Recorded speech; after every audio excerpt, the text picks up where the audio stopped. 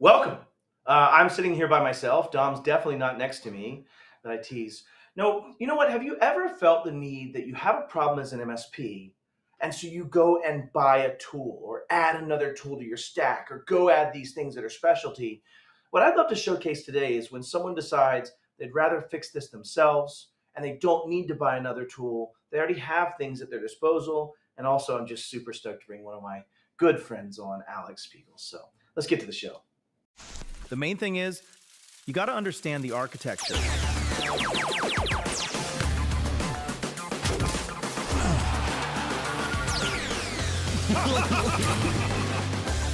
Give me the ball.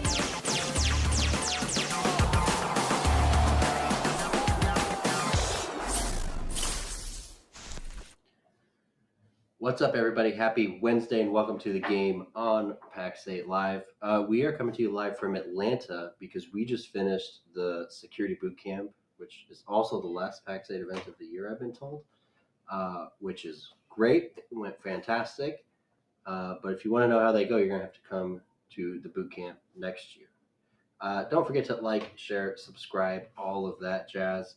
And I think I'm officially supposed to start nagging you about Salt Lake City Beyond 26. So we're on to that. Let's jump right into the show and bring Alex on.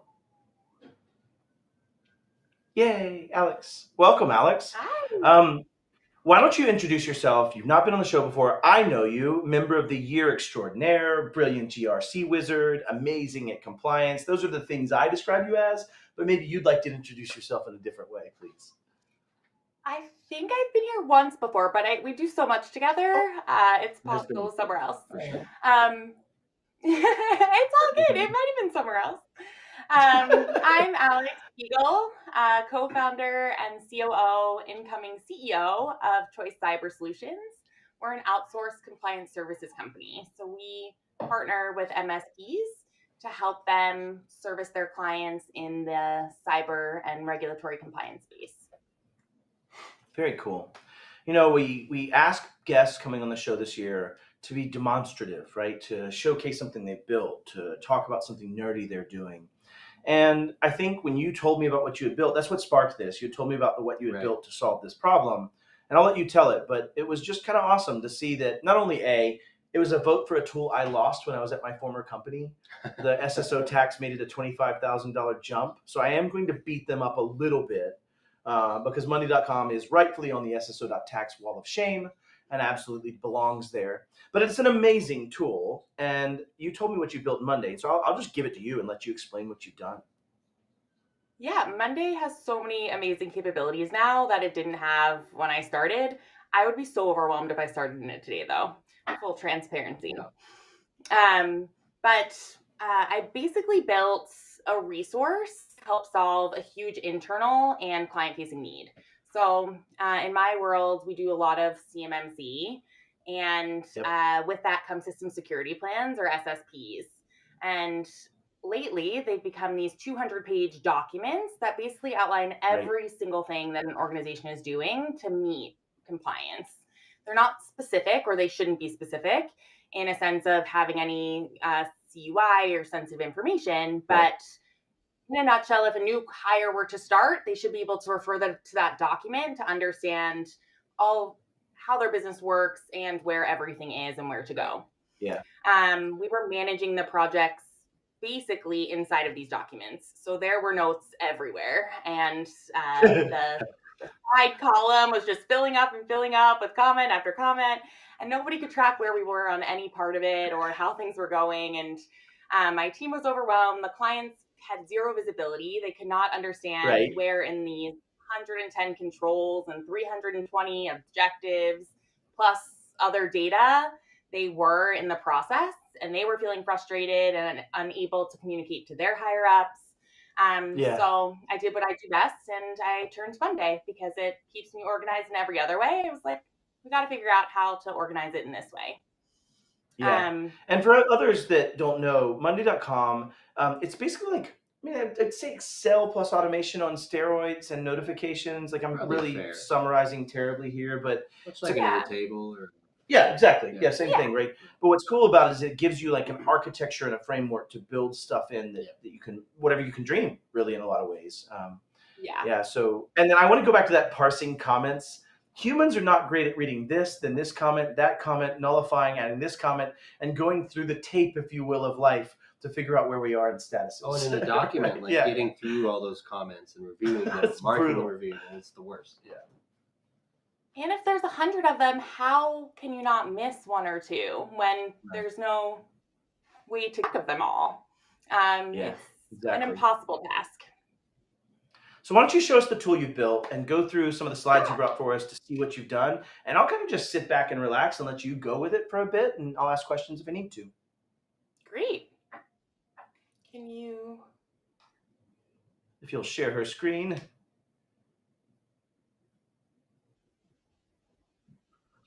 Alex, I think we may have reset your share. You might have to do the share again to reshare that. There we go. Yay. Oh, Yes, we have sorry it about now. that. All good. Yeah, so this is what all Monday boards look like. They have items and sub-items. The first thing in creating any policy or really doing any part of this is who's doing what. So like defining who that leadership team is. If it's a small business, it's probably this high level. And even that case, like HR and operations might be the same person. But in a larger organization, since my clients go anywhere from like 50 to 500 users, there's, the executive management C-suite leader, and then a system owner, policy procedure approver, implementer. Again, sometimes they're the same, sometimes they're totally different. So that's where we start in outlining who's going to do what as part of the project. And then we move on to shared responsibility matrices, or CRMs for short, customer responsibility matrices. So that usually almost Can I always pause for a sec? Yeah. I think it's impossible to walk past the word SRM and me not stop. So I will apologize. Yeah, please. I did a talk at Wild West. Oh no, this was at RSA this year. I did a talk at RSA this year with Lawrence Cruciana about SRM, shared responsibility, customer responsibility matrix. This understanding that, like, if I say I'm going to patch every workstation, I may not be able to patch it if you don't leave it on. I can't patch it if you don't pay for it. And I just want to point out that if you as an MSP are watching this and are not familiar with CRM, SRM as a concept, you really should become familiar, because it's going to be a lot of the detail in a lot of court cases over time of, you said you were doing all this. Well, not that part. If you don't speak to that part, if it's somebody's responsibility, like somebody's going to do it, it's nobody's responsibility. And that was the core of our talk. And people tend to forget, and I did this when I was running a business, you forget how litigious everyone is. And then you get into one of those almost litigation events and you're like, oh man, I'm going to change everything. Yeah, Fear of God gets in these me. thoughts. Yeah. But have them now, because, man, if you're pre-litigating with none of that, that sucks. All right, continue, Alex. Thanks for letting me segue into my SRM. No, it was a good point. All MSPs should have shared responsibility matrices for all their clients. It's definitely a good idea. We've always had them, but this takes it to a different level, especially around that CUI and the CMMC level. Some of it is not what would be important in an everyday MSP situation, especially when there's not CUI involved. But we collect these up front because for a while we were just waiting for all of the RMMs of the world and security tools to just publish all of theirs. But now at this point, they've either caught up or they haven't, and we have to move forward with or without them. So I don't want this to be a roadblock anymore, so we've started doing it up front. I'm assuming the without column is much taller than the just pointing that out. Let's just say that there have been a lot of roadblocks with regards I love to that Alex software. doesn't throw stones, right? Stones. Alex doesn't throw Zero stones. She's a no stone human. You never know when you need a favor. The governance side is just like all of the basics that you would need to start the documentation process, like what types of assets they have, what's their security tools and environment, like the boring stuff. Sure. And then it goes control by control to do on the control level, the policy level, the procedure level, and the assessment objectives level. But what this really gives you is visibility. So at any time, I can go into any client situation And as a leader in the organization, know where everything is, but also my clients now know where everything is. There's no question marks. They know, like, okay, I have almost 60% implemented, and this is the work that I still need to get done. And then it goes down all the way to the SPRS score. So, like, it breaks everything down for them. And then it does the same thing on the assessment objectives level. I'd like to say that I'm not typically used to seeing negative numbers. I know that everybody I've ever seen has this 110 number, 110, I suppose, this every positive time. Yeah, 110. Alex,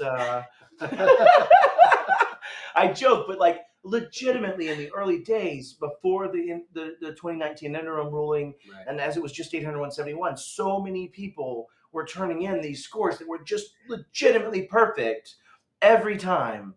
And it just breaks my brain. And I have to imagine, Alex, you've seen it all, but being able to show them their realistic score is probably really valuable. And that score has changed in my business too over time, right? Like, I had a client that 4 years ago started a DOJ investigation because of that score. And I didn't know when I took them on as a client. They did not disclose that information. They were an amazing client for that time, right? Like, I said jump, they said how high, how far. They were incredible to work with. DOJ has that And they effect put in all the work for 3 years. So of course I went to audit for them and had their back. But cool. it showed me how important it is to answer honestly and accurately. And to be fair, a lot of these organizations, when they're answering them, they don't know what half the things mean. It's not written in layman's terms for the average resource to understand. Even if it's technology, like a good 40% of it has nothing to do with technology. So even an IT specialist might not be able to properly understand the other 40%.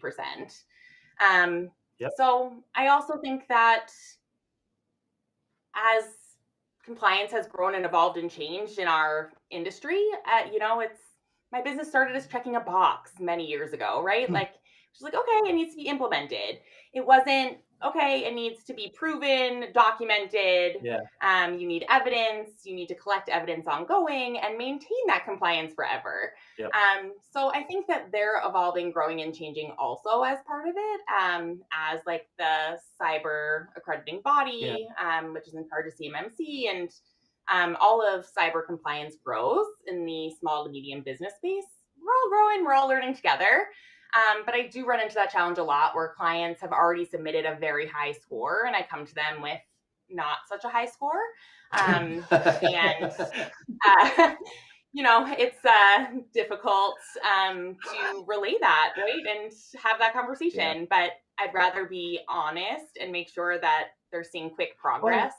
And I think coming back to the visual aspect of this and being able to show them, dig in, and humans, we're weird, right? Like, if we don't understand something, we are certainly much less likely to try to dive in and get it and be on board. But if you can show me a graphic that gives me an analog and hopefully aren't lying to me, then the value of that is really powerful. Like, here's where we are. We have these reds, we have these greens. We need to focus on this. I've been waiting on these responses, and maybe you continue on this because part of what you talked about was like the accountability of this and what it's brought for you in that way. Yeah. So I can literally just, I'm on the wrong screen. Click on anything and it'll show me exactly what we're actively working on. And I can say, okay, I'm going to tackle this. CJ's going to tackle that. And Jess is going to tackle this. And be able to actively say, okay, here's what we're working on and here's what you are going to be working on. Yeah. And also importantly for those that haven't used Monday or one of these type of systems, once you assign someone that task, you can also set how often they're going to get prodded, noted, checked that they did every or didn't 4 do. hours. What's that? Every 4 hours. Like, you could be really persistent. And so I'm guessing, Alex, you've set. But I'm guessing, Alex, you've set some timeline. Out of the box, I do, and I am pretty persistent. You know me well enough to know that. But, I do. I love you for it. They can change their own settings. For the most part, everyone gets their work done. They're motivated, right? They want to meet their clients' compliance requests, get that business.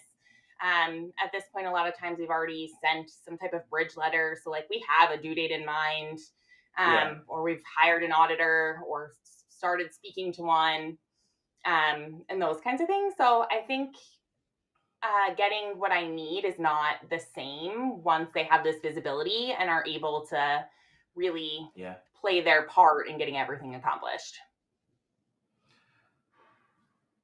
Talk through more of this for us and showcase more, if you will. I cut you off again.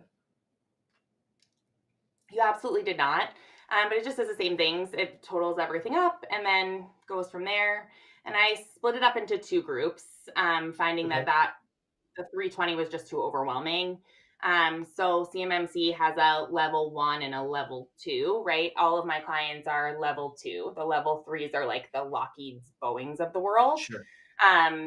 So this just makes it more achievable, right? So you're focused on 25 or plus 7 versus more than half of 320. So then by the time this is done, they can see real progress, and then the rest doesn't look so overwhelming.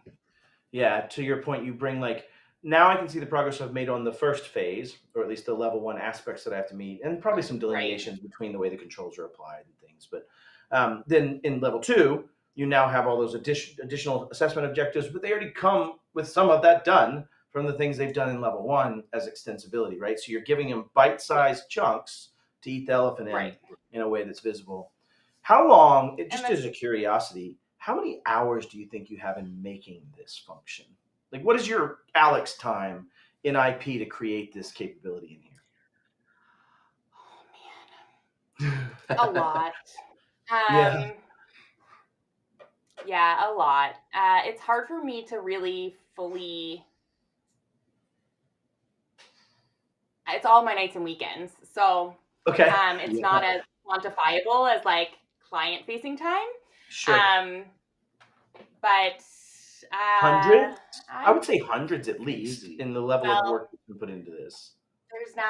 There's workflows and individual automations that have to go with every single one. So I would say between me and my team, and definitely over 1,000. What has it done for you, though? I mean, I know we talked about the visibility and the manageability, but talk about some of the operational delineations it made, and maybe speak towards, you could have bought a GRC. I mean, you could have, and tell me why you didn't for this purpose. I did. I have 3 GRC tools awesome. that I could reach for at any time, right? They all have their strengths and weaknesses. Doing the GRC aspect, the governance, risk compliance items and like managing the controls is easier done here, so that a client never has to repeat themselves, or everything's in one place. But we won't keep any sensitive information here. So anything sensitive would have to live in their GovCloud or in ours. It cannot live here, but everything references to like a policy or a procedure. Like there really shouldn't be anything sensitive in either place. But the SSP automation and functionality and the tracking of the individual assessment objectives, and all of the little pieces, right? The roles and responsibilities, the actual policy getting accomplished, updating or creating procedures, the nuances that go into that, that is not in any SMB GRC that I found, or any GRC that I found. And the overall realistic task management side. So like a GRC is like an RMM or a PSA. It's good at what it's good at, but project management isn't usually one of them. It does okay at like ongoing tasks and management, but it's good at what it's good at. So I use it for everything but CMMC right now. And the GRC that I've aligned myself with going into 2026 is trying to build out something like this. Hopefully they're successful. We're going to start with the policy manager to automate that, and we'll see how it goes. For sure. But so for me internally, this has changed my business drastically. It's given clients visibility and helped avoid a lot of escalations that would have come to my desk and frustrations. It's also cost them, I'm not going to lie, because full visibility when they didn't have it before can be challenging in other ways. But for the most part, it's been great. For that in a minute. No, in a minute. I'm going to come back and tackle it. Keep going. My team has a clear flow ahead, right? I can keep clear tabs on 60 of these going on at once and it be nice and organized and streamlined. And my director team can have visibility and it's streamlined. But yeah, it's hard to implement something like this though. You had, I mean, thousands of hours, or at least 1,000 hours, like duh. Yeah. But you know, the piece I wanted to touch on is like that, the intercollaboration first off of what this provides, right? Because now you can show them, they can show you, or you can see that. And I love that you called out that, you know, sometimes it surfaced problems. It's interesting, like when you start sending reporting to a client and maybe you haven't done the stuff you said you were going to do, right, it could cause problems. Sure. Right? Because you're giving them that level of access. But I think transparency goes a lot towards trust. And I like to say, like, people don't sue because of outcomes. I mean, generally the outcome impacts the lawsuit. Right. But people sue because of expectations and expectation management, right? At least in my opinion. So I think what you've actually done is both expose the world to where the gaps are as you're going down the path, which means you can say to them, hey, if your people aren't doing this or this hasn't happened, I cannot do these things. It's the whole reason in project management you have Kanban boards and you have these understandings of what is dependent upon the other thing, right? So I'm guessing a lot of this has changed a lot of your world just in the ability to have transparency and understanding of those flows as well then. It definitely has, but it certainly hasn't changed the fact that clients want this done yesterday and think that maybe they should have started when they had the first 801.71 option, you sorry bastards. All right, sorry, I'll get off my pulpit here. Can't disagree. I love you so much. They are. Is there anything else? And yeah, go continue. It's hard. Everyone I talk to is a year. Everything takes a year. So for us, we're lucky if we can do it in less than a year, especially if they haven't really started or they've come with 2019 policies that haven't been changed or updated since. And I feel like out there's a lot of like sales resources and whatnot selling like a false sense of security in okay, you just put all your data here and you're compliant. But that's not a long-term solution. And these audits are harder than anyone thinks they are. We did DibCap audits for the last 2 years. And the audits that are happening now for CMMC that through C3PAOs are light years beyond any type of audit I've ever been through.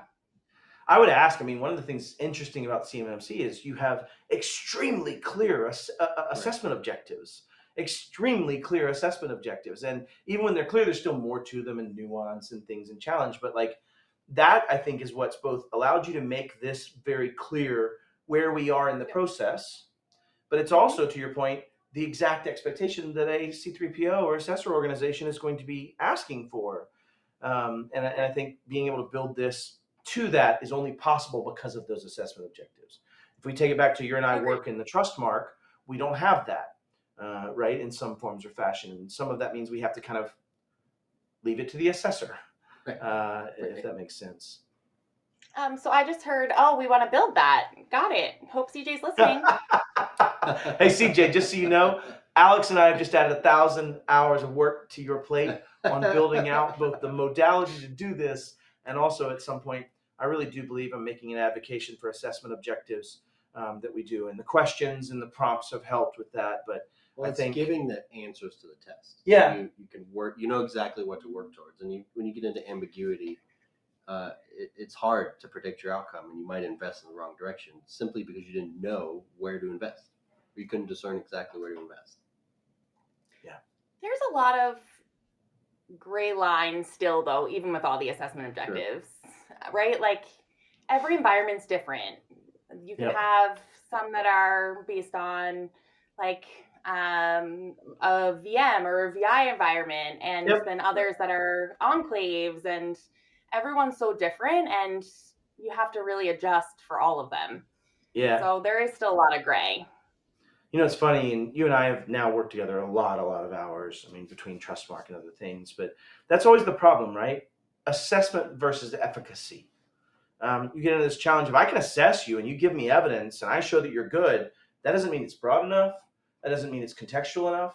It doesn't mean it understands the different modalities that are there in a large enough fashion. And this goes back to your gray area around implementing these.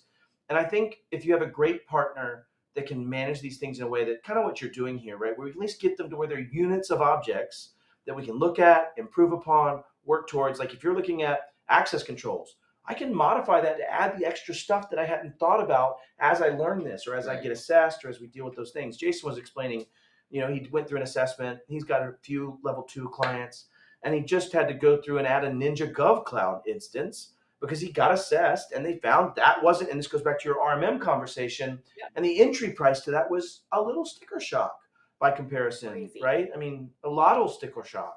And so we have this challenge of there's just a lot of waking up to do, I think, in our industry for a lot of good reasons and for a lot of the ones that we're having to deal with CMMC 80171 extensibilities.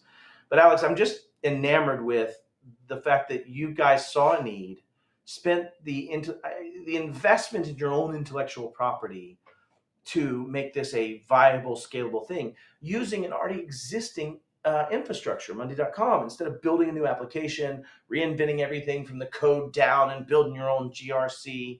And I think that this is just an awesome approach to using existing tools to make your job more efficacious, more convenient, more scalable, more visible, more transparent, more sane. I don't know about that. I'm pretty outside the sane range. That's but fair. Yeah, you can know That's wrong. fair. Alex, any closing thoughts for people? Go. Continue. That means a lot. Makes my thousands of hours feel well spent or extra well spent. I already knew they were well spent. You already knew they were well spent. You ROI'd that a long time ago. Hope my team is listening and feels the same way. Awesome. Do you have any closing thoughts, Alex? I mean, you have so many things in this one stage. There's people watching. It doesn't have to be even related to this. Anything you just want to share before we close out? It's not so hard to solve a problem like this in their own businesses or your own business. Just pick a place and start. It helps a lot. And I'll add Monday.com. Stop sucking and charging enterprise pricing to give me an SSO that's a basic security function. 100%. I love you, Monday, but please don't be on the SSO.tax list again. I digress. Thank you, Alex, for being here. I wanted to punch Monday. I watched my producers' faces just lose it, so that was great. But thank y'all, Alex. I mean, thank you for everything you do in this community. Thank you for being you. And thank you for coming on the show and sharing your cool tool and what you built and how you solved a problem for others. You don't always have to buy a tool, y'all. Is kind of the point. So thank you, Alex. You rock. Appreciate you. Thanks for having me. I appreciate it. Alex, thanks for being on the show. That was really cool. And you should be thinking about these types of transparencies and sort of predefined organization for every project type, regardless of what client type you serve. Says the pro services guy? Perhaps. It seems like that might be correlative. Yeah, that level of communication is vital, and setting expectations is vital, even if they're not great expectations. Yeah, for sure. That is our show for the week, and next week is a holiday here in the States, so we're not going to have a show. But we'll see you when we see you, which can't be more than a couple weeks away. So join us the same place, not the same time, although the same day of the week on another week. Yeah. We'll be here. Just keep an eye out. We'll see you later.